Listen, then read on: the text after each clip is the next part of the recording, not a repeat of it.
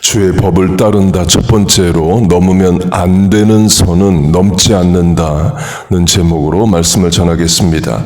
본문을 보면 주의 법이 나옵니다. 시편 저자는 주의 법을 따르는 자이고 웅덩이를 파서 시편 저자를 핍박하고 죽이려는 자는 주의 법을 따르지 않는 자입니다. 그러면서 주의 법을 따르지 않는 자를 교만한 자라고 말합니다.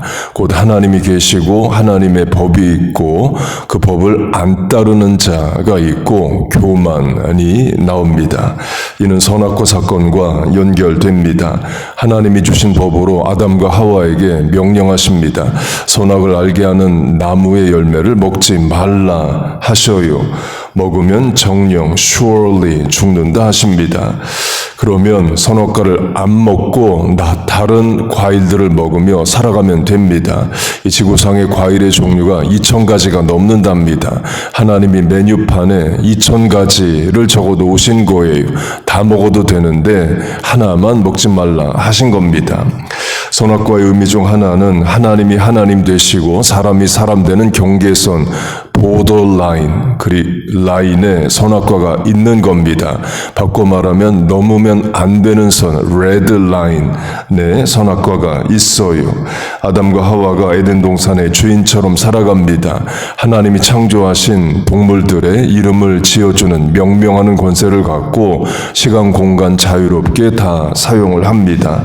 그러다가 동산 중앙에 선악과를 볼 때에 깨닫죠. 아, 내가 이 동산의 주인이 아니구나. 하나님이 주인이시구나. 나는 피조물이고 하나님이 창조주시구나를 깨닫게 됩니다.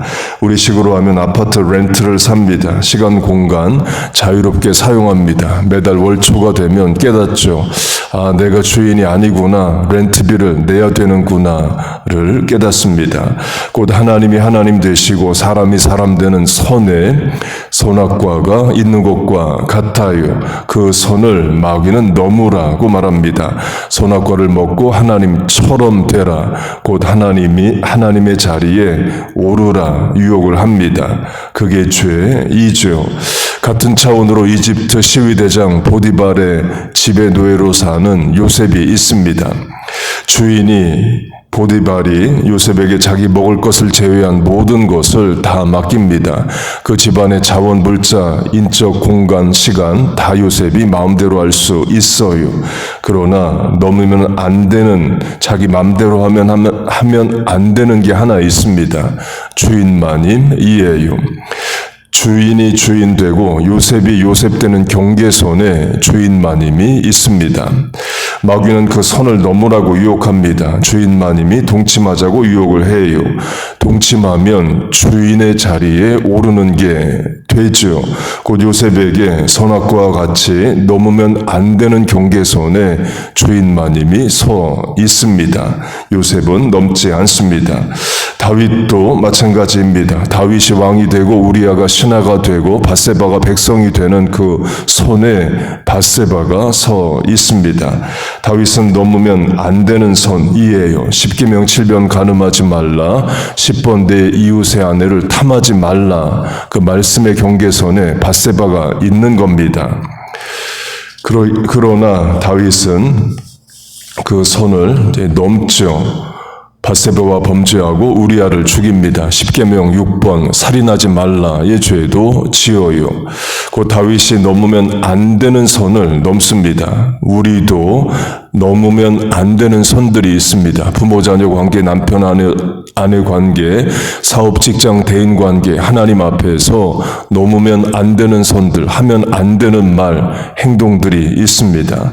마귀는 그 선을 넘으라고 말합니다. 그 유혹을 이겨야 됩니다. 그런데 사람은 첫사람부터 그 유혹을 못 이깁니다.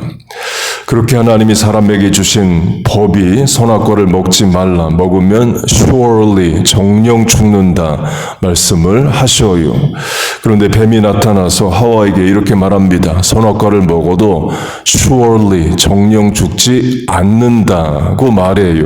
하나님이 쓰신 부사 그대로 가져다가 정반대의 말을 합니다. 곧 하나님의 법을 어기라고 말합니다. 그러면 처벌이 주어지는 게 아니라 아니라 도리어 너의 인생 잘 된다. 눈 밝아지고 하나님처럼 된다고 말합니다. 곧 죄를 지어도 인생 형통하고 잘 된다는 거죠. 곧 하와 앞에 두 가지 말이 있습니다. 선악과를 먹으면 죽는다는 하나님의 말씀이 있고 마귀의 말인 먹어도 안 죽고 도리어 너의 인생 잘 된다는 말이 있습니다. 하와는 어떤 말을 확인해 보고자 할까요? 뱀의 말을 확인하고 싶어 합니다. 인류 비극사의 시작입니다. 하나님의 말씀이 아니라 마귀의 유혹을 확인해 보고자 하는 게 사람의 본성입니다. 그 사건을 원죄, original sin이라고 말합니다. 원죄를 신학적으로는 pride, 교만 또는 disobedience, 불순종으로 말합니다. 둘 다 같은 차원이에요. 교만하니까 불순종하는 거고 불순종한다는 자체가 교만하다를 말합니다. 겸손한데 불순종하고 순종하는데 교만하고는 되지 않아요. 주의 법을 따라 사는 것이 겸손이고 주의 법에 불순종하는 것이 교만입니다. 곧 겸손은 고양된 인간의 인격이 아니라 말씀에 대한 순종입니다. 순종하는 만큼이 겸손한 거예요. 어제 강조한 다윗으로 하면 다윗이 원수 사울을 죽일 기회를 2번 얻습니다. 2번 다 죽이지 않아요. 주의 법 때문입니다. 하나님이 기름 부어 세운 자를 사람이 해할 수 없다입니다. 하나님의 자리에 오르지 않는다. 심판자 되신 하나님 자리에 내가 올라 내가 심판하지 않는다는 거죠. 하나님은 하나님 자리에 나는 내 자리에 그 자리를 지키고자 합니다. 그게 순종이고 겸손인 거예요. 곧 하나님의 법대로 하는 것이 겸손이고 신앙입니다. 그런데 그게 어렵습니다. 본성, 감정, 충동, 분노를 이겨야 하기 때문이에요. 다시 선악과 사건으로 하면 뱀이 하와에게 또 우리에게 유혹하는 게 그겁니다. 너 하고 싶은 대로 하라. 이에요. 하나님의 법대로 하지 말고 감정, 충동, 본성, 소욕, 정욕에 따라 살라를 말합니다. 그걸 다윗에게 적용하면 다윗에게 너 왜 유부녀인 줄 알고 충성하는 신하의 부하와 간음했느냐 하면 사랑해서 그랬어요. 이렇게 답을 할 수 있습니다. 그때 다윗이 자기 방어를 한다면 이런 말 할 수 있죠. 사랑도 죄가 되나요? 죄가 되는 사랑 많습니다. 간음, 음란, 동성애, 소아성애, 세상법으로도 죄가 되는 사랑들 많아요. 하와가 그렇게 본성, 감정, 충동에 따라 하고 에덴 동산에서 쫓겨나는 심판을 받습니다. 다윗도 본성, 충동에 따라 하고 칼이 영원히 떠나지 않는 집안이 된다는 심판을 받습니다. 나단 선지자가 와서 다윗의 죄를 비유적으로 말을 했을 때 다윗은 자기 이야기인 줄 모르고 자기가 왕이니까 판단 심판을 합니다. 4배로 갚으라고 말을 해요. 그리고 자기 말대로 4배로 갚습니다. 다윗은 우리아 1명을 죽였지만 다윗의 아들 4명이 죽어 나갑니다. 간음하여 낳은 아들, 또 이복 여동생과 간음한 암논 죽고 그 암논을 죽인 압살롬 죽고 그리고 아도니아 반란 일으켰다가 죽습니다. 다윗은 숨어서 간음했지만 다윗의 아들 압살롬은 대낮에 다윗의 부인들과 동침합니다. 아버지의 자리에 오르겠다. 왕의 부인들과 동침함으로 왕이 되겠다를 말합니다. 엉망진창인 집안이 되는 거죠. 그렇게 본문의 저자는 고통 중에도 원수의 핍박 중에도 나는 주의 법을 따른다를 말합니다. 그걸 선을 넘지 않는다로 오늘 적용을 하는 거예요. 본문 뒤 101절을 보면 내가 주의 말씀을 지키려고 발을 금하여 모든 악한 길로 가지 아니하였사오며로 발을 금한다를 말합니다. 넘을 선을 넘지 않으면 넘으면 안 되는 선을 내 발이 넘지 않는다로도 적용할 수 있죠. 그걸 본문의 저자처럼 큰 고통 속에 있었던 욥으로 적용을 하겠습니다. 성경에 욥만큼 큰 어려움을 겪은 자도 없습니다. 한날에 전 재산을 다 잃고 그날에 10자녀 다 죽고 몸은 병들고 아내는 떠납니다. 그때 욥의 아내가 선을 넘는 말을 합니다. Curse God and die. 하나님을 저주하고 죽어버리라, 자살하라 이런 말을 해요.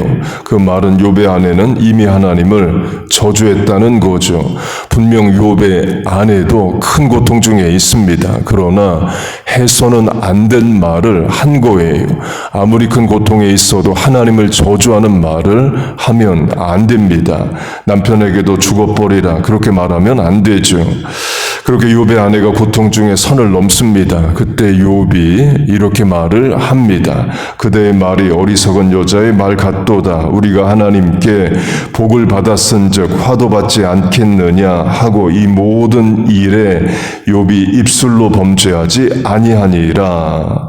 입술로 범죄하지 아니하였다. 곧 입술을 지켰다. 오늘 강조하는 것으로 하면 넘지 말아야 될 선은 넘지 않는다를 말합니다. 아무리 고통스러워도 삶이 이해가 안 돼도 하나님을 저주할 수는 없기 때문이에요.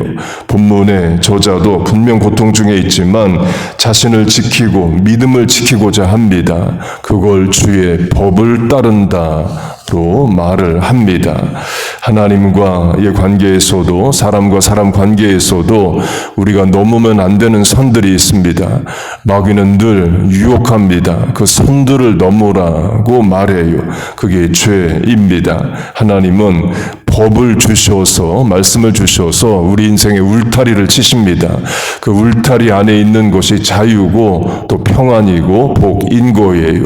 그 선을 넘는 것이 죄고 죄는 심판을 불러옵니다.